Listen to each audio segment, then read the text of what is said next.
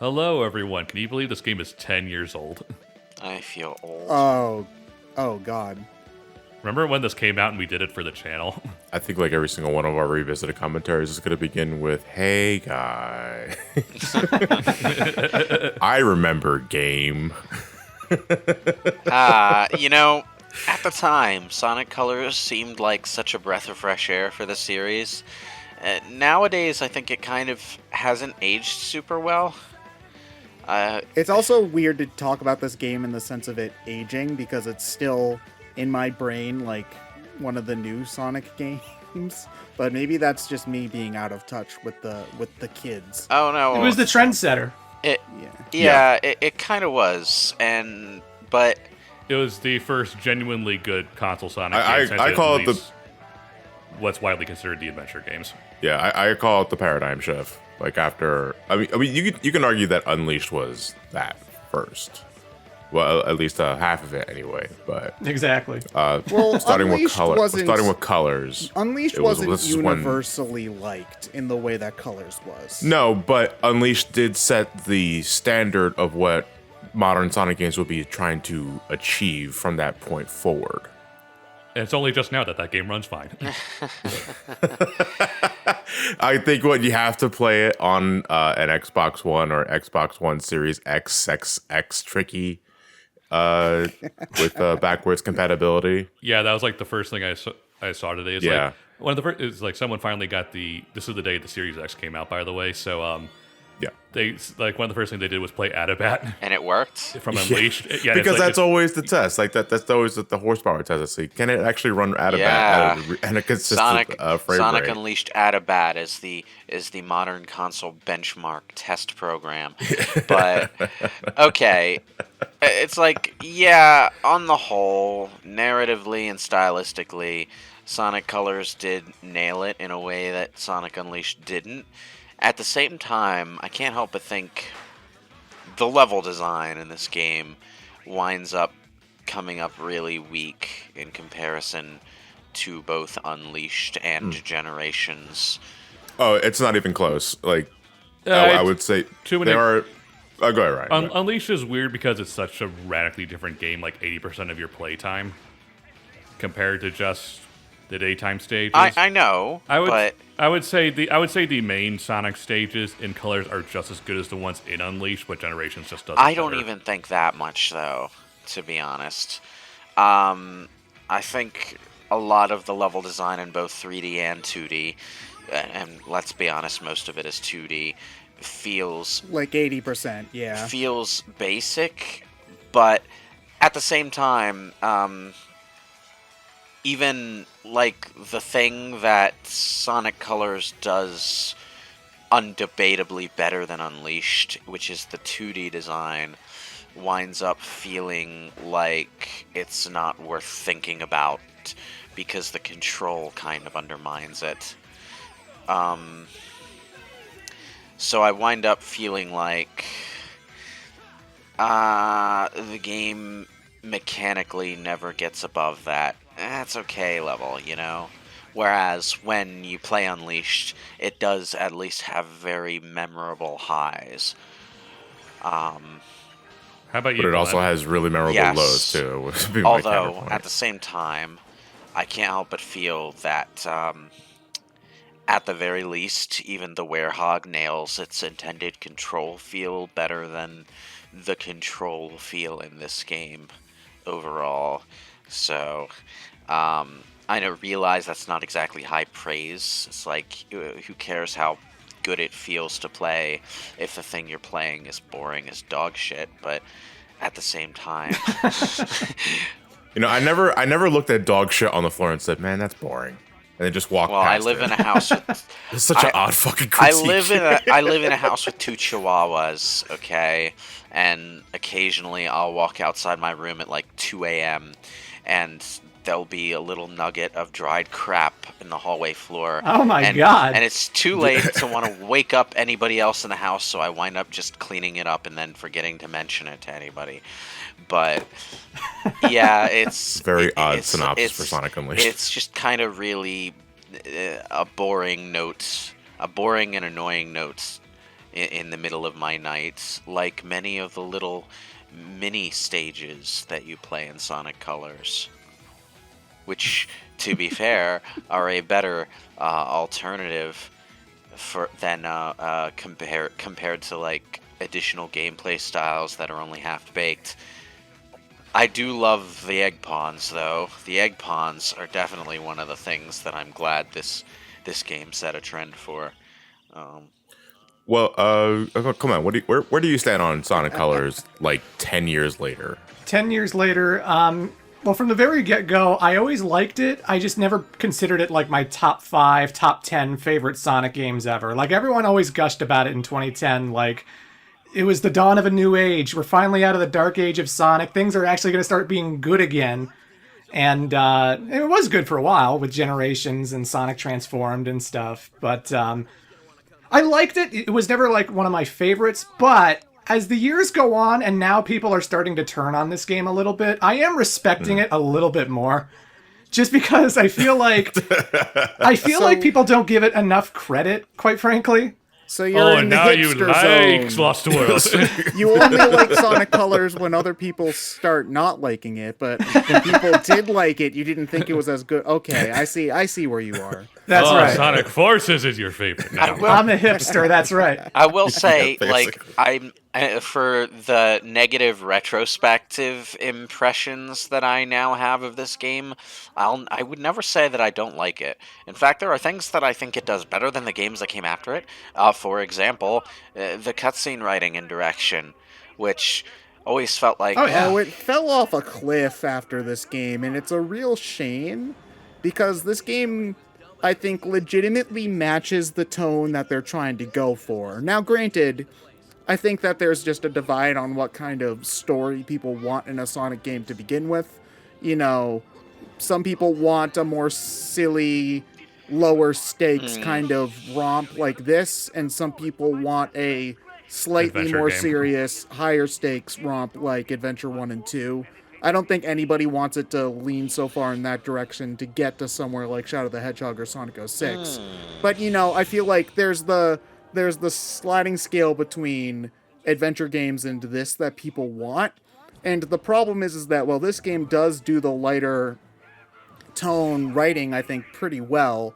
The problem is that you then have games like Lost World, which do the lighter tone writing bad. And then you have games like Sonic Forces, which try to do higher stakes plot with lighter tone writing and also do both bad and come across very... And I mean, granted, you might get the people who are like, oh, who cares about the story in the Sonic game? Well, apparently Sega, because they keep on putting them in the games. So we're going to talk Well, about yeah, that. you know, if you're going to put them in, you might as well do them right. That's the thing, though. I legitimately think that if they put in the legwork to get the tonal balancing right, they could use this general sense of writing direction and make it flexible enough that it could be either lighthearted like this game or serious like Sonic Forces was trying to be. But Sonic Forces... Or just Gideon Flynn Yeah, to do it. you know what? I never really thought that Sonic Forces' problem was that its tonal balance was off. I thought that Sonic Forces' problem was that its story and its cutscenes were all too short and abrupt to really stretch their legs and have a tone in the first place. A lot of wasted opportunity in Forces. Yeah. Yeah. I mean, there's a lot they... Which might as well be the game's damn subtitle for being. There's a lot that they could have worked with in Sonic Forces, and they didn't really give themselves time or space to do so. So, it's...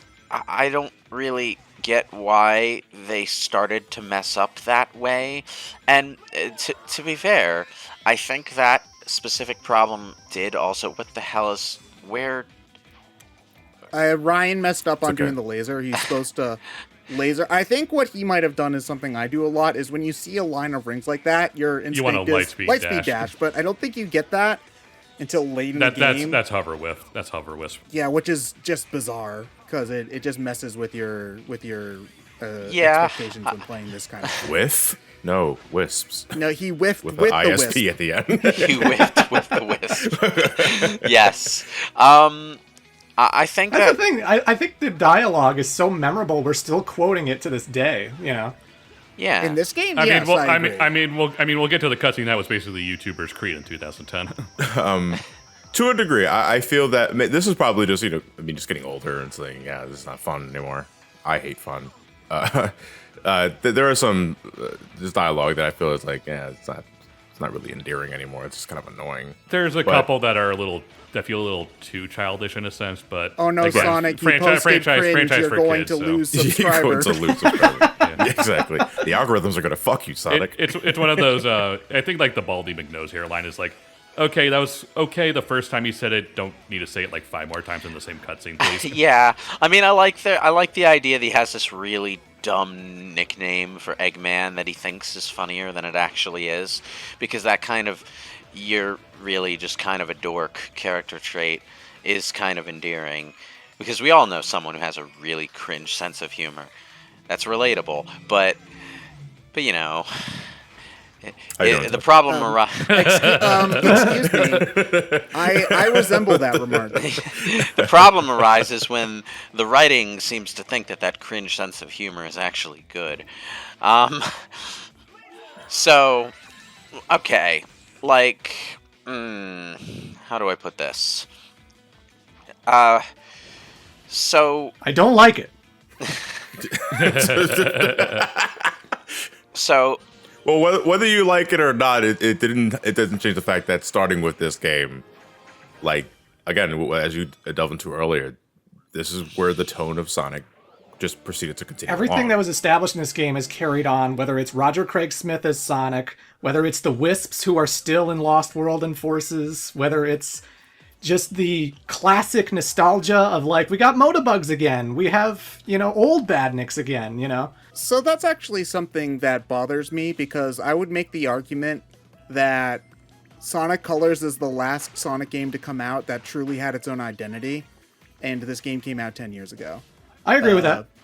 Yeah, I would agree too. And I saw a funny image the other day actually about this, where it was I don't want to harp on Izuka too much because that's a different topic altogether, but the captions involved Izuka, where he's like, I'm not sure about another adventure game. The fans will clearly have to show me that there's still a market for it, and it's just like, a convention crowd full of people saying we want Adventure 3, and then it shows just like one person in the back going, I don't know, I like the Wisps kind of a lot. I like the Wisps a lot, and says the fans have spoken. Ted, I will argue that Sonic Lost World had an identity. It's not necessarily had an identity that I like, but it had, because what's your classification of an identity? Well, I guess you could say that Sonic Lost World sort of did, but I feel like the problem with it is that, like, I mean, in terms of like the cylindrical platforms and kind of, I guess, but when I think of Sonic Lost World, what I think of is really incredibly generic level themes. Weirdly enough, when I think of Lost Worlds, I just think of worse colors. In a lot of its kind of motifs and how it's presenting itself. The one memorable level theme that I feel that Sonic Lost World has was the water level, which was set in this really like Japanesey looking location with some cool music. I don't even really remember that, because I remember that just being like the water level in this game. No, Colors. Colors did that? Okay, then what was the... Yeah. Then what was the one that Lost World had like the sweets level, and they like crossed off one of the S's in dessert, which I guess was... Ruins. Yeah. Well, that was also no, they didn't cross it off. They put in like the little that was also a thing. Yeah. You're right. I'm remembering the level from Sonic Colors. This is what happens when I get like 4 hours of sleep, because I spend the entire night trying to put together an impressions video for a Yakuza game. But like... The level themes of Sonic Lost World are all Green Hill is the problem, because it's like you start off with Windy Hill, which is just Green Hill. There's a winter level that is basically Green Hill, but with snow.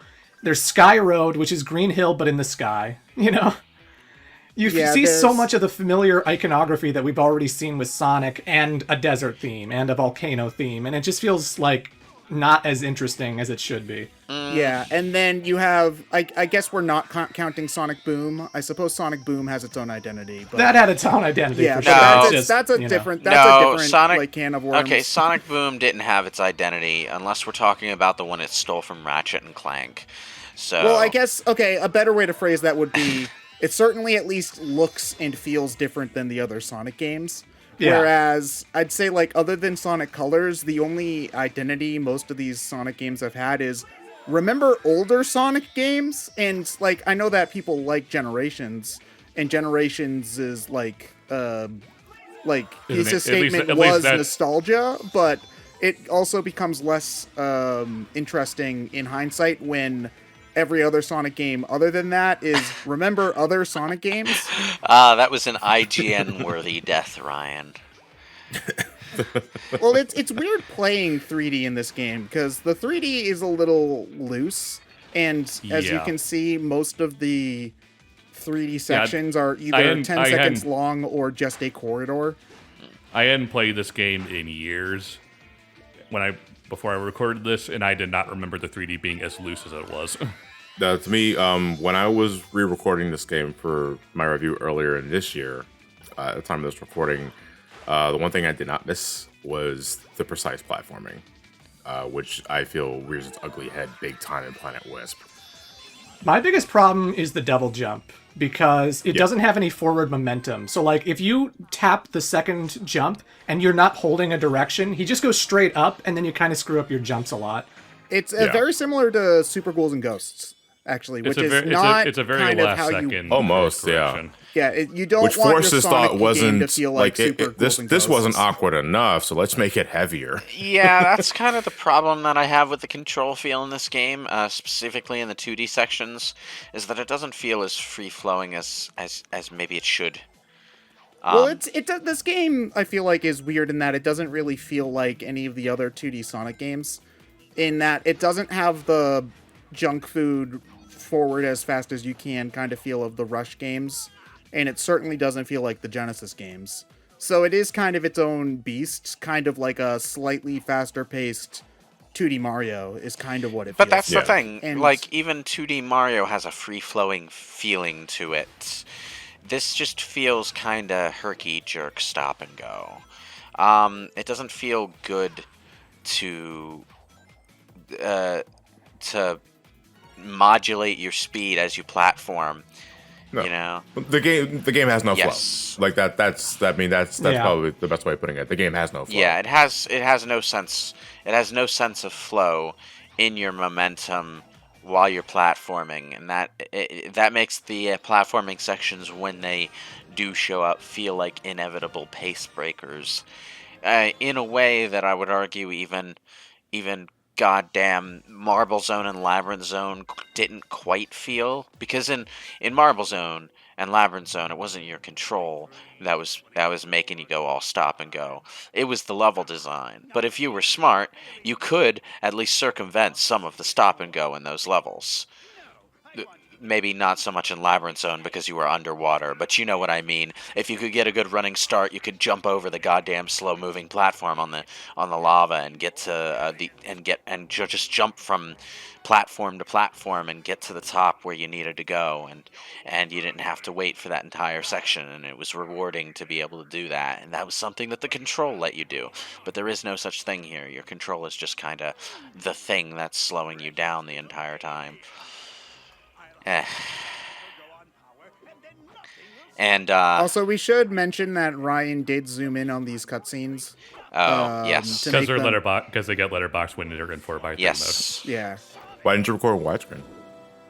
I didn't know there was a widescreen for this game, because widescreen on Wii is just Here's the thing: widescreen on Wii is not widescreen; it's zoomed in and stretched out 4x3. Yeah. I think they do depends on what- change no, the camera. They I do. would- I mean, it isn't true 16:9, but you do get a wider view of the stage. I'd with say the by Wii widescreen. there definitely was widescreen. So The type of widescreen that we used was very primitive. Like it did sort of widen your it really. It widened your field of view, but the number of horizontal pixels it was rendering was still the same. So the image that showed up on your widescreen TV was the same number of horizontal pixels it would be on a 4x3. So functionally, you'd get a wider view of the game, but graphically, it's not a wider pixel display. and depending on your display, that could be pretty ugly. And This is something that I don't miss about this game, are the boss fights. I kind of liked the boss fights, to be honest. I mean, they could be less than 5 seconds if you. Well, hit 'em every with the stage proper in this whip. game can be less than 5 seconds because they're all so short. I would argue against. Well, I the mean, first space if we're stage, gonna 'cause that has say a 30-second the autoscroll, boss which can be bullshit less this. than 5 seconds as a criticism, I would mention that most of the bosses in the classic games could be less than 5 seconds if you knew what Yeah, and you I were don't doing. really like the bosses in those games either. Actually, now that I'm thinking about it, and I guess this is a discussion that we'll have to bleed over into next part, but Sonic Forces is Sonic. The levels in Sonic Forces being like 10 seconds long isn't really that out of left field when you consider how short some of the levels in this game can be.